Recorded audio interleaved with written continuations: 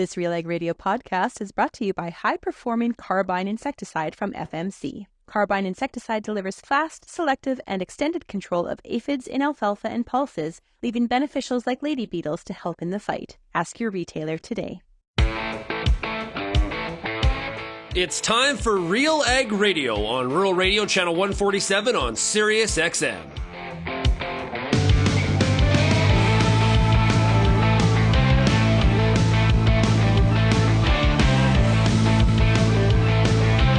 RealAg Radio and RealAgriculture.com is your home for insight and analysis of the issues that are impacting your farm business.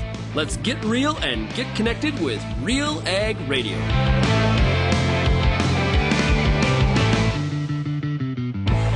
Hello, everyone. Welcome to this Tuesday, April 9th edition of RealAg Radio. I am your host, Lyndsey Smith. That's right. It's Tuesdays with Lyndsey, and we did it, y'all. We survived a total eclipse of the heart. Wait, no, that's just what was playing when we had here in Ontario a total solar eclipse for a huge part of the province. Actually, although when you compare it, I guess, to all the people who didn't get totality, it's kind of just a teeny sliver. I'm here west of Ottawa, did not get totality. We got about 95, 98% of the way there. It was pretty cool at about 20 after 3 in the afternoon to essentially have kind of like twilight. It was definitely dim. The shadows got really long right before. We did have our glasses already, and my 12-year-old son and I got to hang out outside. It was pretty cool. Not nearly as cool as totality. I can completely see why people they drove down to Niagara Falls, down to anywhere they were going to be in that path, and people just absolutely packed it. And everyone says it was super cool. So, super glad for anyone who got to see it. It is one of those once-in-a-lifetime things, potentially, unless you're going to travel around the world and go find a solar eclipse. They actually happen relatively often. Let's say, I think the quote is somewhere around every 18 months, maybe a little less. It's just that they usually happen over the ocean. And so we just don't see them. So there you go.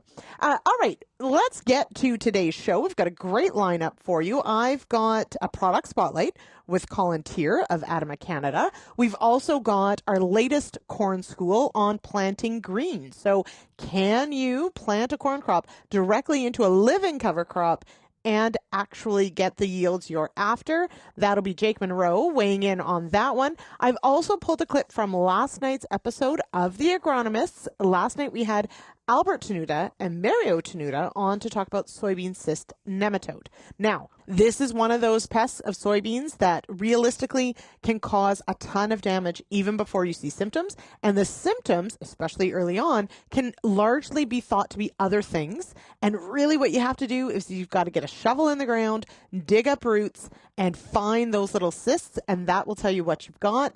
It also is related to sudden death syndrome. So for places that you have sudden death syndrome, Albert will tell you probably should get out the shovel because you've probably also got soybean cyst nematode. What do you do about it? That's what we explore. Then at the end of the show, stick around. Of course, I've got a short amount of time, but I'll cover some of the top news items that have come across the desk. And we've got a bit of an update on HPAI in dairy cattle or in cattle in general. I know Sean mentioned yesterday it's got a new name, but we've got a bit of an update on the biosecurity front, and so we'll touch on that as well. As always, if you've got feedback on today's show or any of our shows, you can give us a call, 1-855-776-6147. Leave us a message, or just reach out directly, lsmith@realagriculture.com, or find us across social media. All right, let's take a break. I'll be back with a clip from the Agronomists right after this.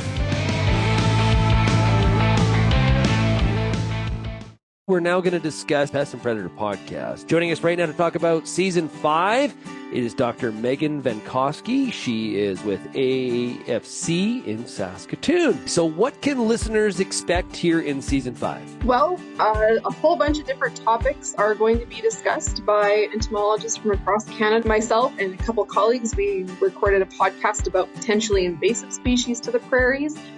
Which are something we want people to be aware of and watch out for. Dr. Maya Evenden is recording a podcast about the ecology of fear and how just the presence of an enemy, of a predator or a parasitoid can impact a pest. It doesn't have to be a direct relationship. It can be indirect. And of course, then we have other podcasts about some specific pests and their interactions with their predators and parasitoids. Agronomists. So the podcast series for 2024 is due to start airing March 18th, and then they'll be bi-weekly after that until the end of May. At Vaterstad, we aim to be the world's leading partner for outstanding emergence. We're doing that through innovative tillage, planting, and seeding equipment that's optimized for your field conditions and soil types. We also offer industry-leading capacities to help you get the job done in shorter windows of time. It's all designed to give your crop the best start possible so you can maximize yields. Vaterstad, we look forward to growing together.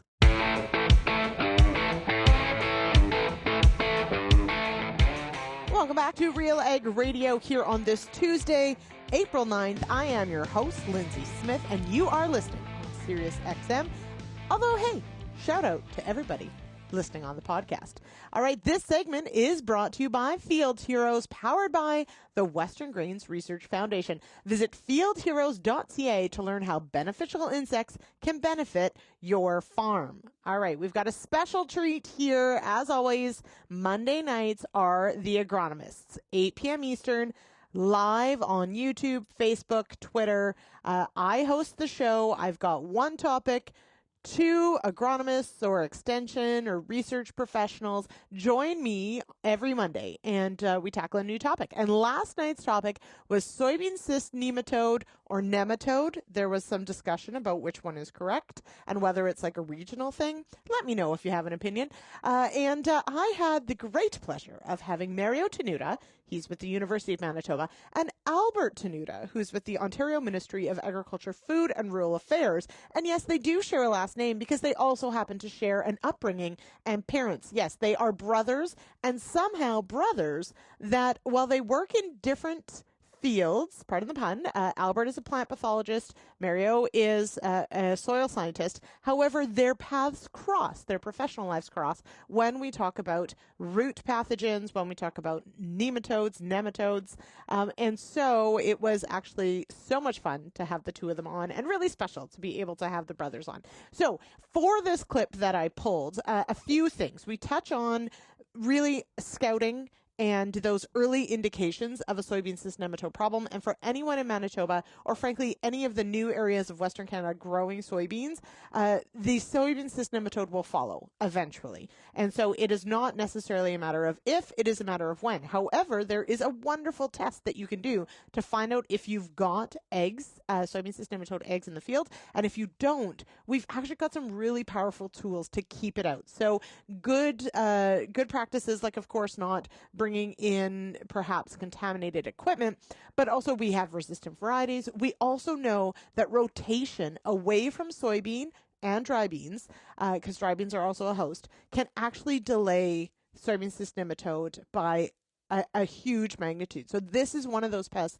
that rotation can be an incredibly powerful tool. So I've pulled just a few clips that sort of tackle some of that, as well as, you know, the power of resistance and detection. But I highly recommend, as always, go check out the full video. There's some really great visuals there.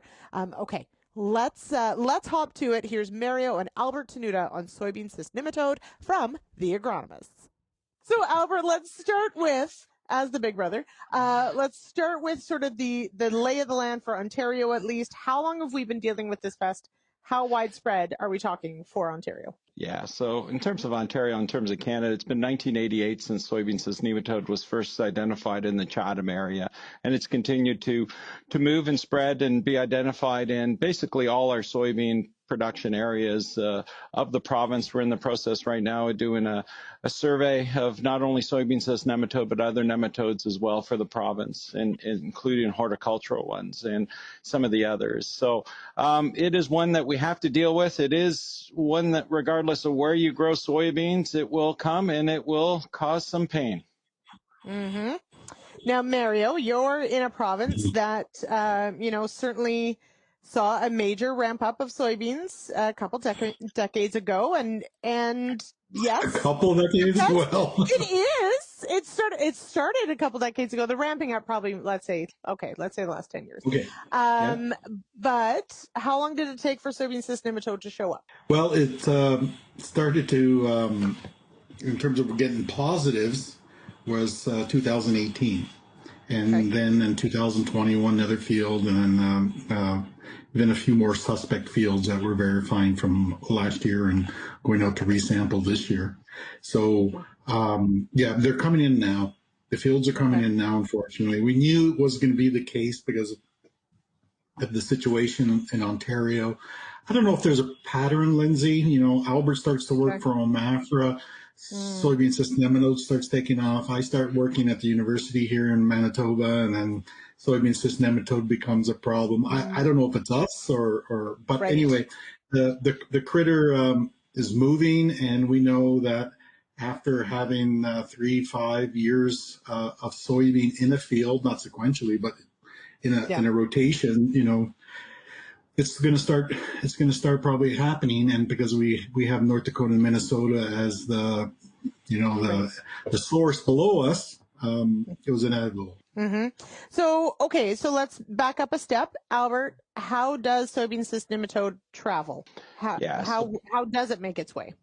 Yeah, so the nematode itself is minimal in terms of its movement from year to year, and that, we're talking inches as opposed to Mother Nature and other means of human movement as well, of moving that nematode great distances. And so conditions such as any soil erosion, wind erosion, water erosion, birds, mechanical movement, any method by which you can move soil, you can move theoretically soybean cyst nematode as well. So those local spread from field to field is often through water and wind. Those large jumps where we often will see it, say 2, 3, 4, 500 miles, may be due to birds, but may also be due to dirty equipment, moving of soil, physical movement of soil. Okay. I feel like if we could just take a moment and blame birds for a lot of things, because I'm pretty sure water hemp we blame birds for. Let's throw Palmer amaranth in there. I could be spreading falsehoods. And then we've got avian influenza, which now apparently they're spreading to cows. So birds in general, everybody. Down with birds. Okay. There you go. But chicken is delicious. What can I say? Okay. So we do have to think about soil movement, but there are the inevitable as well, which is, water movement, wind, those sorts of things. So realistically, this is something on the move. We can, of course, manage for it as far as our own moving of it, but there's a certain amount of things that are out of farmers' hands necessarily. So Mario, I guess let's maybe stick there for a moment. How important is it to then, for Manitoba growers per se, to know where it is and what they should be watching for because of that? Well, it's absolutely critical, important for them to start tracking, looking for symptoms, looking in the field at roots, but then also when there's problem areas in the field, to consider SCN as part of the potential issues. So that's one of the big issues is that nematodes are a last thought. People are looking at other effects, the root health issues, root rots, water logging, iron deficiency. It goes on and on with other things, and then they're kind of stymied, and then eventually somebody notices the roots, and it's soybean cyst nematode. So the good thing is to be proactive and get on it sooner than later when those patches are small, rather than coalescing to large areas of the field.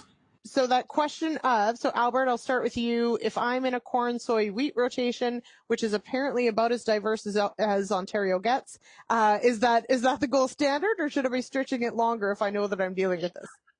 Well, I think the less soybeans, the longer the rotation, the better in terms of reducing your numbers and prolonging those numbers and keeping them suppressed at a very manageable one. And the other critically important things, particularly say for Eastern Ontario, parts of Quebec and into Manitoba, is if you're on top of it and get those numbers while they're low, like that field that Mayor had, if you're into a 2 or 3, or in some cases in that rotation, a four crop rotation, you should be able to keep your numbers low enough, especially if you start using the other tools in terms of resistant varieties, and that is critically important on that.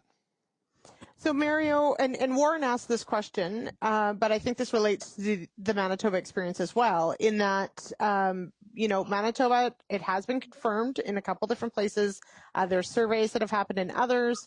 So, trying to track where this is, what is sort of the messaging to farmers who are looking for it or maybe worried about it, making that decision on resistant varieties? Are farmers waiting till they've got a positive before they are? Is there a drawback to using resistant varieties before you know you have it? Well, right now, there isn't a drawback. So when Albert first started doing this kind of stuff with the resistant varieties, there was a drawback that yielded less. There was a yield drag with that resistance. I hate that word. But it ain't a drag anymore. It's pretty hip and rocking. So the resistant varieties have come a long way. So that should not be an issue. Could we go to slide number 5 of my deck? You bet. Yeah, that shows that rotation one. Mm-hmm. Yeah, so this will hit 2 things here. So the top one there, this is just some basic simple Excel modeling. So this starts with 10 eggs per 100 grams of soil in a spot, just 10. And just by modeling in 3 continuous soybean crops, you can see what happens. The egg count starts to skyrocket. Mm-hmm. Just 3 continuous years of soybean. Yep. But now 1 in 2 rotation takes 4 soybean crops to jump up there. Okay. Right. So what is that? Taking us up to like 9 years, close to 10 years. And then 1 in 3, it takes 20 years to get up there. 1 in 3. But look at the 1 in 4. It never reaches what I've kind of put 1,000 as a threshold there. Maybe that's low according to Ontario standards, but I put 1,000. If you're at 1 in 4, you according to this modeling, you don't even need resistant varieties, right? But look at the bottom figure. Then is putting resistance varieties into the mix. Okay. And you can see what it ends up doing is it lengthens the time period. The bottom axis goes to 35 years. So they're really helpful. You can obviously see even the continuous soybean still completely sucks, right? Even with the resistant varieties, because resistance will be overcome. This is, of course, your reminder that you can catch that entire episode of The Agronomists over on YouTube. Just click on the live tab, or, of course, the easiest place and to see all the past episodes is to head on over to realagriculture.com/agronomists with an S, and you can check out that entire episode. Mario and Albert did a phenomenal job. There's some great visuals. Highly recommend. Go check it out. Also, if you watch right to the end, they are brothers, Albert being the big brother, and they did share a family photo of them as young lads, and it's pretty cool when we get to have family members on the show. All right, let's take a break. I'll be back with more here on RealAg Radio right after this.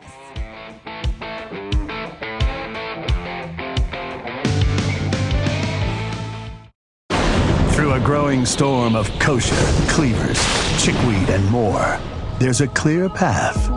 Introducing Oxbow, a versatile cereal broadleaf herbicide that gets the job done. Powered by Duplisan technology, Oxbow is your workhorse on resistant kochia and other tough weeds. With flexibility in timing, rates, and recropping options, your path is clear. Find your way on the path of least resistance at newfarm.ca/Oxbow. Before you get back in the field this year, spend some time with the Corn School on RealAgriculture.com.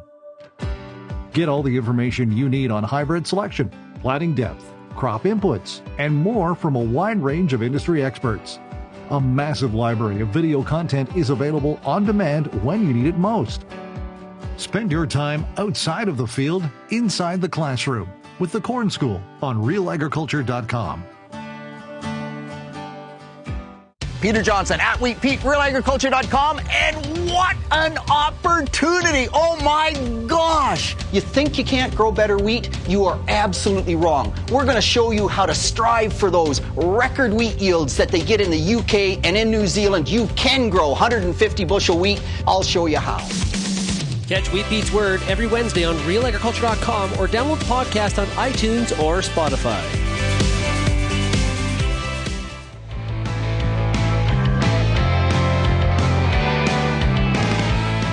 Welcome back to Real Ag Radio. I'm Lyndsey Smith, and it is time now for today's Product Spotlight. Joining me is Colin Tchir with ADAMA Canada. He's Portfolio Manager for Canada. Colin, welcome here. Thank you. All right, let's talk fungicides. ADAMA's got two new products that we're going to talk about. We've got Sora Duo and Soratel. We'll start with Sora Duo. We're going to talk about the success you've seen in trial results for sure. But first, give us an overview of what this product is so that growers know what to expect from this product in the coming year. Yeah, thanks, Lyndsey.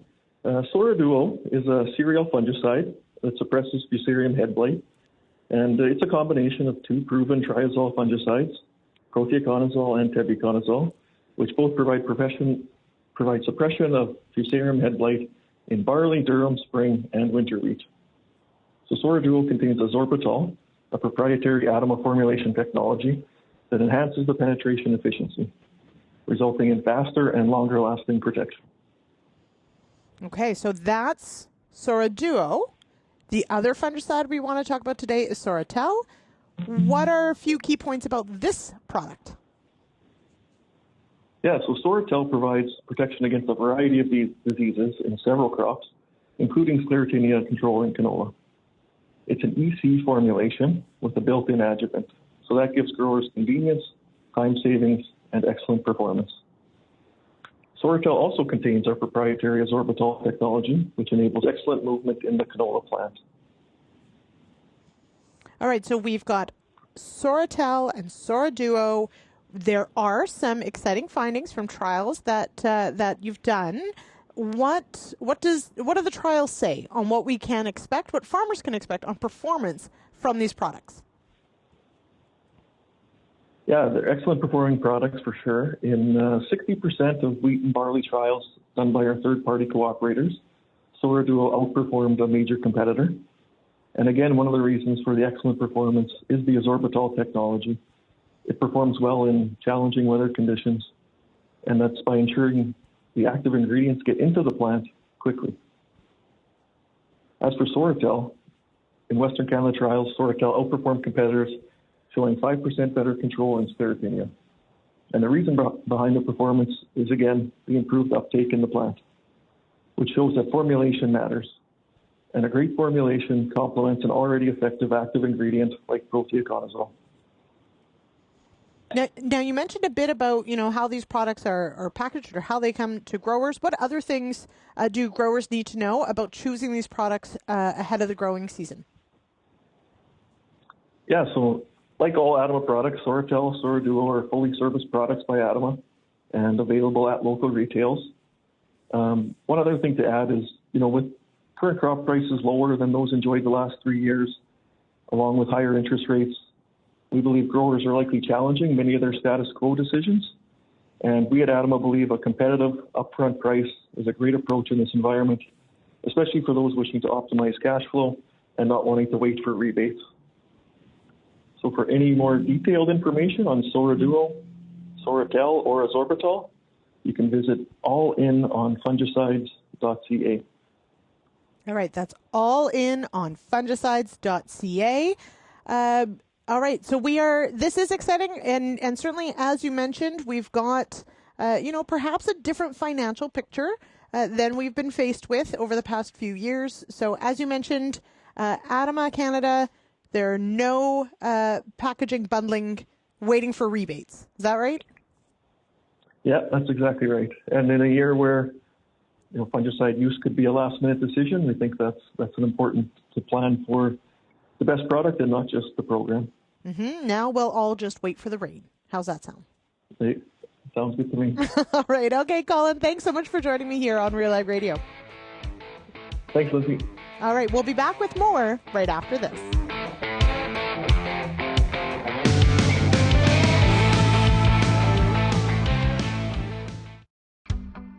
Does your N stabilizer contain an active ingredient load high enough to be agronomically effective?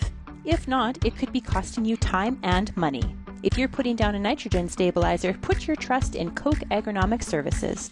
Solutions like Super U, Tribune, and Anvil. Each delivers high active ingredient concentrations that low-rate products just can't match. Compare how imitator products stack up to agronomically effective solutions at defendyourn.ca. Hi, I'm Bernard Tobin, host of the Soybean School on RealAgriculture.com. Throughout the year, on the Soybean School, we'll bring you timely agronomic video content from planting to harvest, from the latest agronomic research to the latest in production technology. Check out our massive video library on YouTube, RealAgriculture.com, or download the audio podcast versions wherever you get your podcasts. The Soybean School is brought to you by BASF and Syngenta Canada.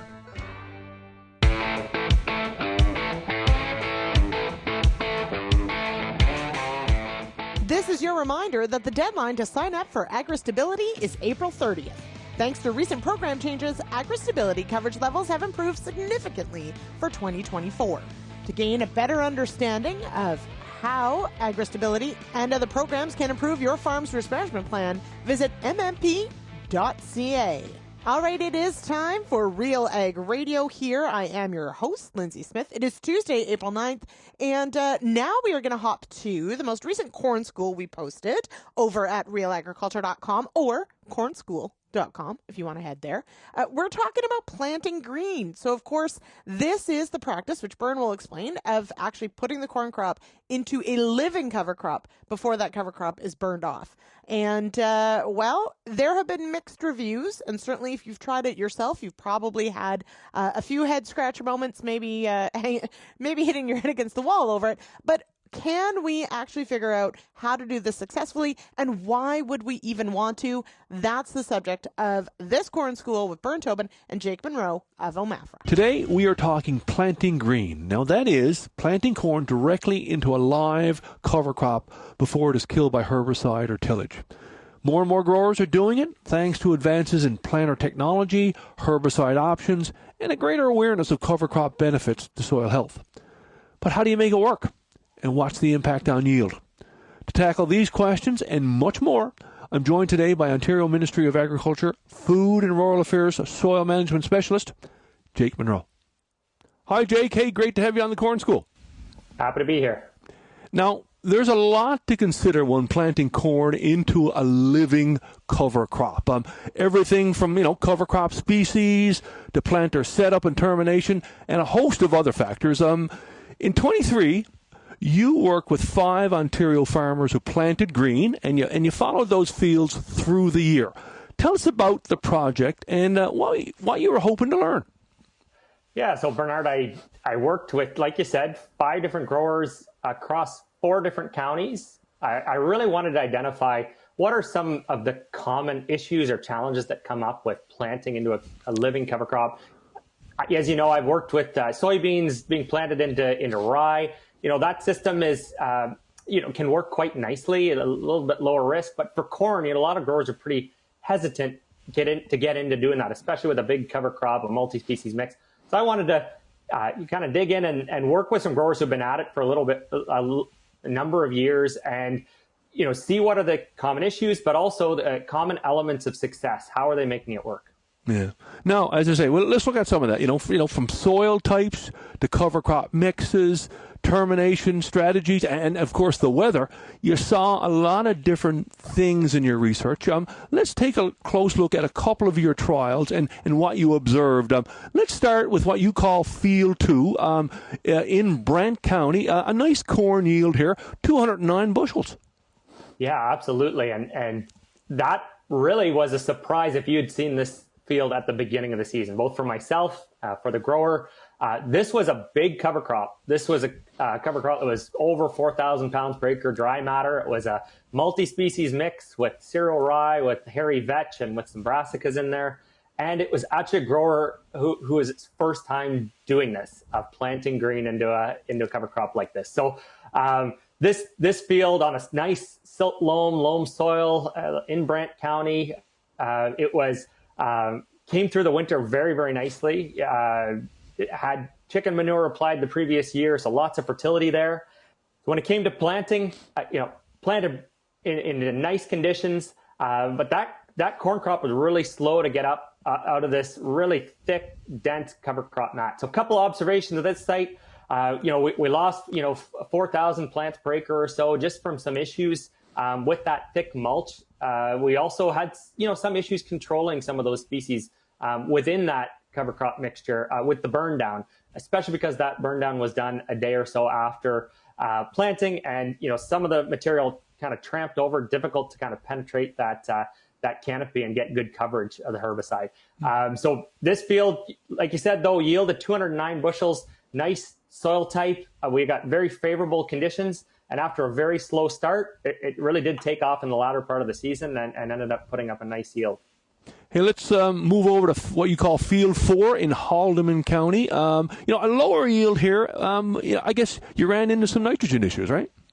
Yeah, that among some other challenges. So this field, kind of a grower with intermediate experience planting green for corn, a challenging soil, a silty clay in Haldimand County, and the big highlight from this field, or at the time really was a low light, was that the planting, which was done around May 24th, was into moist soil, but that quickly turned into dry soil, and then we got no rain for close to 3 weeks. And in fact, actually, the cover crop transpired and reduced soil moisture in the top few inches to the point where those seeds did not germinate until we got a rain around June 10th. So really kind of highlighted some of the challenges, concerns with living cover crops on these kind of 2-day clays that just really goes from being too wet to too dry very quickly. And the nitrogen side, the grower really wasn't sure about whether to apply a good chunk of nitrogen up front, as they often do with the herbicide. So held off on that, only had 20 pounds with the planter, and we saw some nitrogen deficiency because of that, and there was delayed side dressing because of wet conditions. So all the kind of challenges that often will come into play on clay soils, but in some cases exacerbated because of the cover crop in the scenario. Yeah. One more field to look at here, Brant County, a strong stand, but maybe some burn down challenges here. Yeah, so this was actually the best field of the bunch. This is the most experienced grower out of the 5 that I worked with. It was a nice cover crop stand in the sense that it was a good mixture between crimson clover, hairy vetch, a couple legumes, along with volunteer wheat and the odd other species. It was not overly thick, but a nice, decent stand of cover crop there and fairly uniform. Like you alluded to, Bern, the one kind of obvious challenge was just some difficulty terminating the vetch in particular. And so we can talk about that towards the end of the video, but we did have some escapes. It's not uncommon with some of these multi-mixes to have that occur. It's something to be aware of. But in general, the crop stand was excellent at this field, the uniformity. And this crop really was kind of off to the races pretty quickly and ended up posting a yield. We didn't have the exact yield for this field, but all the corn managed similarly for this particular grower averaged 216 bushels in 2023. A nice number. Hey, let's look at some of the keys to success when planting green. Overall, what did you see when it came to plant stands and uniformity? Yeah, so we did see a range in terms of plant stands, but on average, we had about 86% of what was planted actually emerged. So a little lower than you might expect in kind of a non-plant green environment, a no cover crop environment. That did vary quite a bit by soil type. Generally speaking, though, Bernard, what we saw was that the sites that had more modest stand of cover crop, not too thick, but not super thin either. And they tended to have the best stands and the best uniformity. And also we did have one strip till site. It was spring stripped. It was a lighter textured soil. It also had a modest cover crop that came through the winter. That actually had the best stand and the best uniformity by far. So, combining strip tillage with some overwintering cover crops, that really can be a win-win on certain soil types. Yeah. Now, hey, typically, when you get good emergence, plant stands, we got a shot at some strong yields. How about yields? How do those 5 trials stack up? Yeah, so yields ranged from 174 bushels per acre up to that farm average that I just mentioned of 216 bushels per acre. And just to put this in perspective, across the 4 counties that we were working in, that was 28 bushels per acre above county averages. So yielded quite well. Surprised me, as I alluded to in a couple of instances, actually how well the corn crop came through, given some challenging beginnings at a couple of those sites. Part of that was the weather and the kind of timely rains that we had throughout the season. Another part of that was management, and the fact that quite a number of these growers did have experience in this system, and they'd made modifications to their nitrogen management, their planter, etc., to set themselves up for success. Hey, yeah, some great stories there, Jake. Hey, let's wrap it up with a look at your key learnings and what growers need to consider. Let's start with managing cover crop growth. Yeah, so I've mentioned this a couple times. What we saw, and myself, the growers, was really that we want to be shooting for a nice uniform stand of cover crop, but not necessarily a stand that's going to be a jungle out there to deal with. And, that's something that very experienced growers, I think, can handle. But especially if you're newer into this sort of system, you really want to be targeting for that kind of modest cover crop stand. And you can do that by, perhaps backing off your seeding rate slightly, perhaps delaying seeding just ever so slightly in the summer. Getting some fertilizer applied, some manure applied, getting that cover crop seeded by maybe mid-August or first week or so of August. That really was kind of common denominator, key for success, not having overly growthy cover crop. Now, you also note that, there are some planter modifications that, growers really need to consider. Yeah, there's a few that I identified that were kind of common across all growers. First one was, some sort of aftermarket closing wheel, some sort of spike closing wheel, poly spike closing wheel. There's lots of different options out there. You can read the report to see all the different ones that were used. That just helps with keeping that seed slot closed across a range of soil types. So that is, I think, a must in this system. Down pressure is another one that varied across the different sites, but especially the growers that are more experienced, they've moved to hydraulic downforce, even in one case, row by row hydraulic downforce. That really just helps to get more even seeding depth and kind of deal with some of those higher residue conditions. Now, what about nitrogen, Jake? How does planting green impact our strategy here? Yeah, so in my view, it didn't necessarily result in more total nitrogen being applied. Across these sites, there was actually, in general, a nice mix between legumes and cereals. But what I did see is that these growers, on the whole, 4 out of 5 growers had at least 45 pounds of nitrogen per acre up front. That was, either on the planter itself or with a weeding feed. And so that is certainly one, I think, key to success, especially if you've got volunteer wheat or cereal rye in that mixture, is making sure that there's enough nitrogen early to get that crop going quickly. Hey, final question, and that is weed control. What can we do to optimize our success, in this situation with weed control when planting green? So a few considerations there. Like I highlight in the article, there are a number of different escapes of some of the cover crop species from the burn down. So if you are planting green, you're going to wait until right up until likely mid-May or even later in May to terminate your cover crop. Be aware of what kind of herbicide you should be including in your burn down. Glyphosate alone is not going to be necessarily consistently effective with some of our legumes like crimson clover and hairy vetch. So looking at dicamba or 2,4-D to include in that tank mix. And then considering the fact that you're in some cases with a very thick cover crop, you're going to have possibly a hard time getting effective coverage both in that burn down and in some cases of residual herbicides. So being aware of the forecast for residual herbicides, If we do get a good rainfall, in the days and weeks following application, not too big of a concern, can wash it in. But if we end up going into quite a dry spell and you've got a very thick canopy cover from a cover crop, that can be a concern. So there are certainly things to learn from across these fields in terms of making some tweaks to herbicide management. Well, Jake, hey, I encourage everyone to check out your full article on Field Crop News. Some great work there, lots more. We're only scratching the surface. Sir, thank you so much for joining me on Corn School. We'll see you down the road. Special thanks, of course, to Byrne Tobin and to Jake Monroe for joining me here on Real Ag Radio. We are going to take a quick break, and I'll be back with some news updates right after this.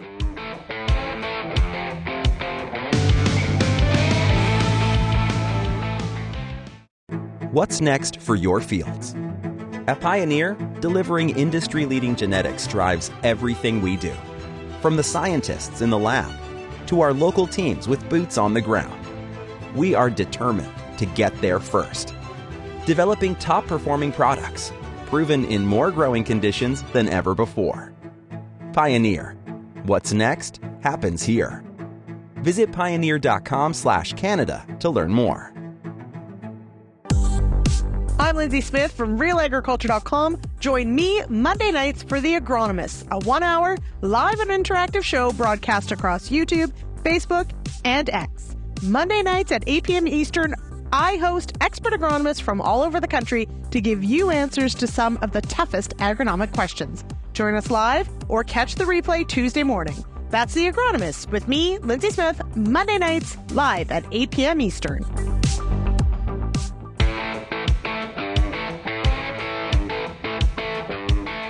We've got an important notice for grain farmers. The Canadian Grain Commission has revoked the licenses of Zegers Seed Inc., also known as Zegers Canada.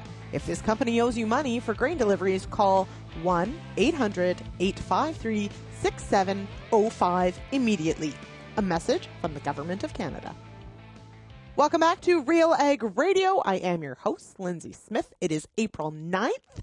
We are wrapping up the show here with a few news hits, a few things to cover. All right, so the first one, we did hear yesterday that the American Association of Bovine Practitioners is asking that industry, federal agencies, everybody basically, stop using HPAI, which stands for highly pathogenic avian influenza, when referring to the disease that is happening in dairy cattle or cattle in general. No, that has not been confirmed, but we are simply waiting for it to happen potentially.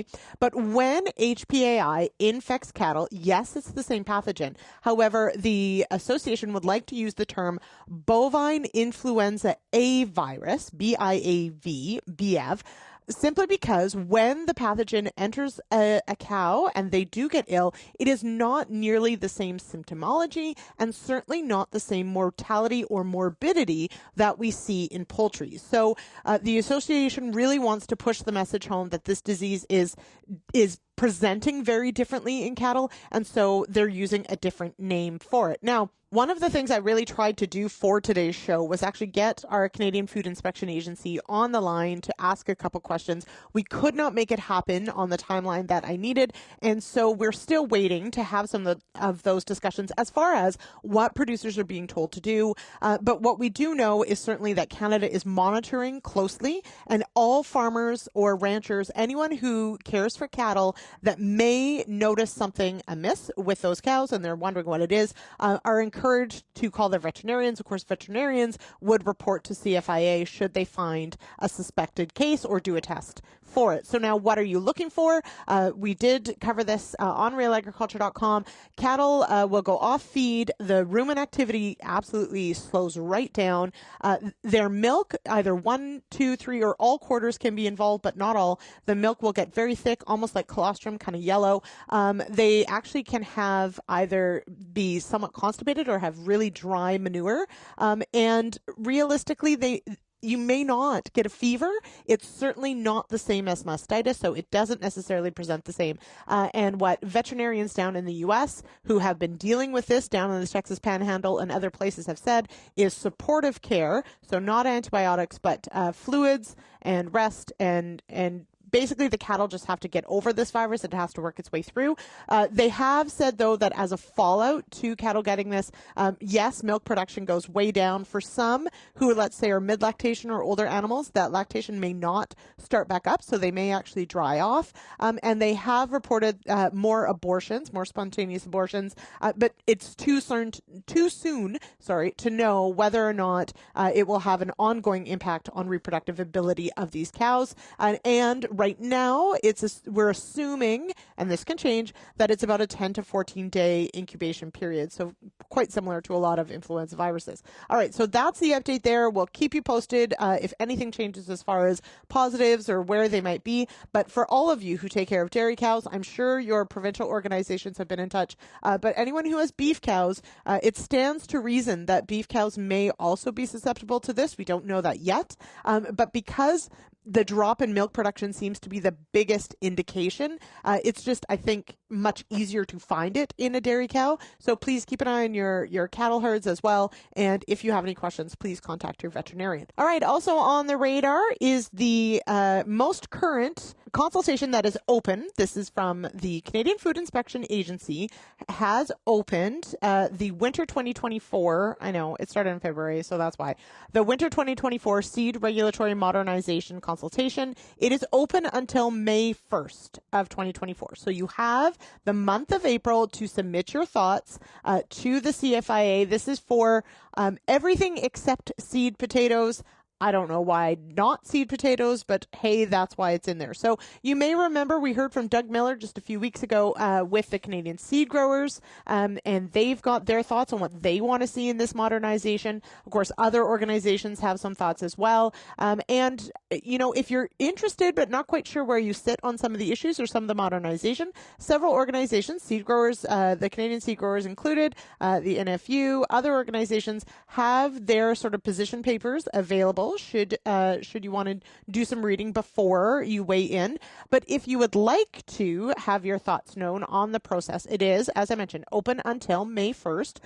You can go online. Now, we will have a story up on Real Agriculture, so the link will be there. But if you just search CFIA Seed Regulatory Modernization, it will bring you to sort of the overview of the entire process. And if you scroll down near to the bottom, it'll show the Winter 2024 consult, and that is open. You can click that link there and you can follow the process through and have your thoughts heard. Now, this is one of those things that I think is incredibly important.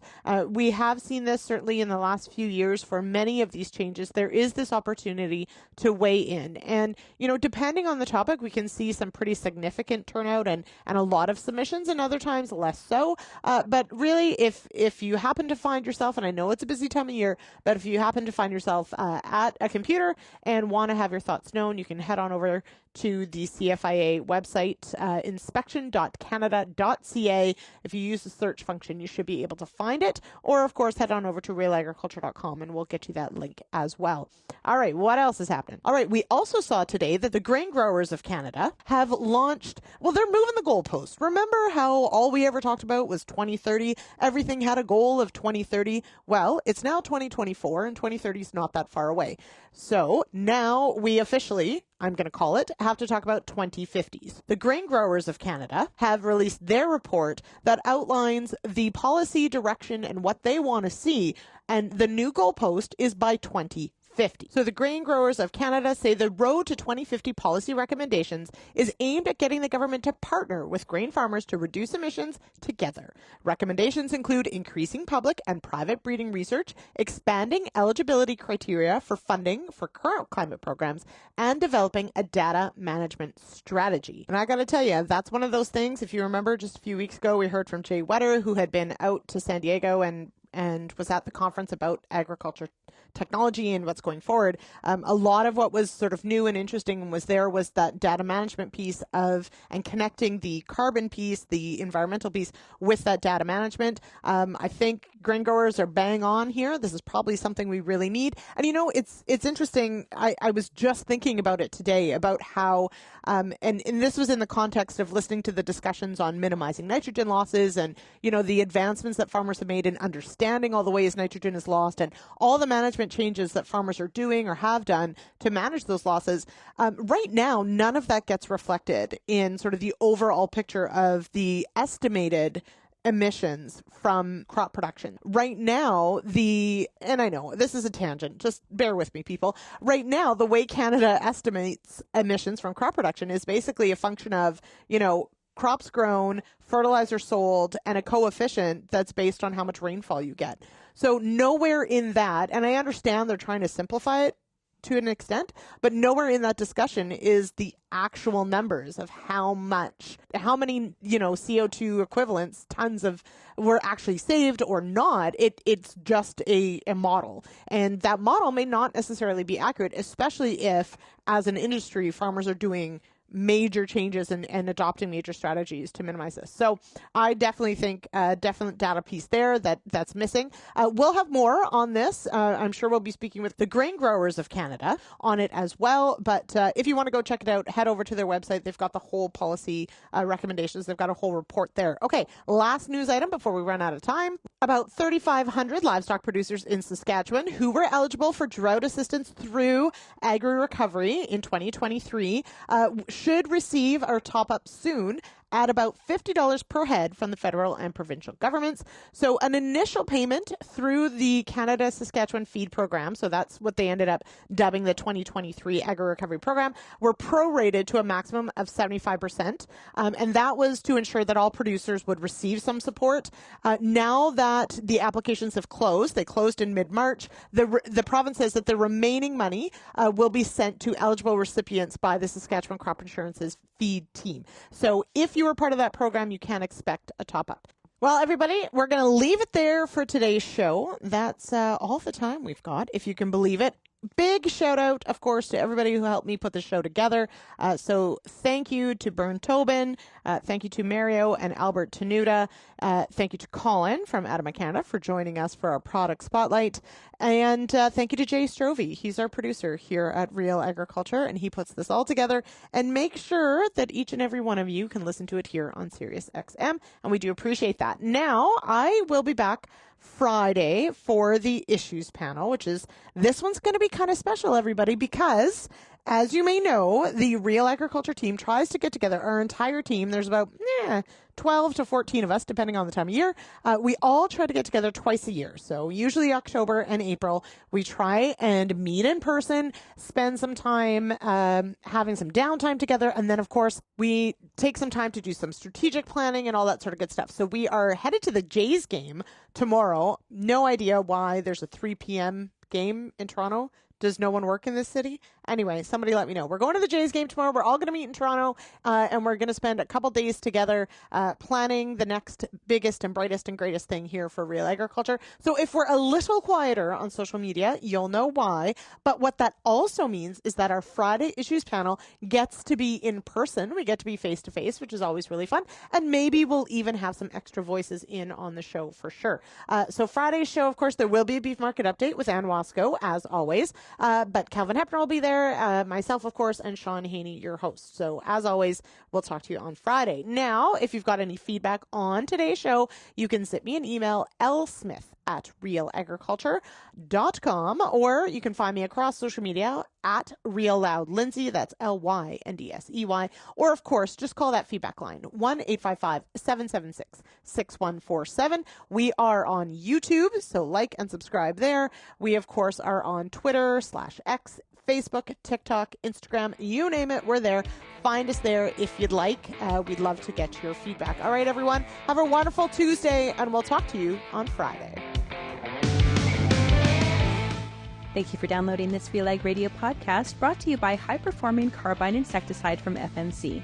Carbine insecticide hits aphids hard with effective, selective, extended control. It also has activity on lygus and tarnished plant bugs. Ask your retailer today.